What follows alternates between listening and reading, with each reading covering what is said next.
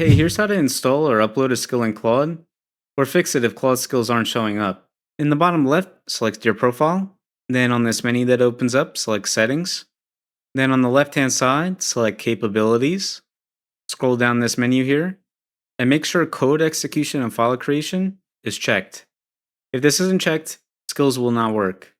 Now after you do that, on the left hand side under Customize, select Skills. And as you can see, the default skills are here.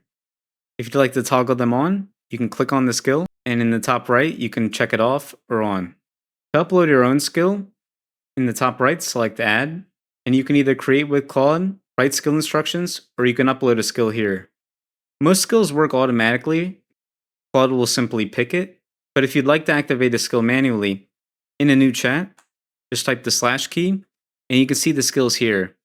For instance, here's the morning skill. It'll show up in blue. Just hit enter. And there you go. You can see it's loading the skill here. If this helped, let me know down below.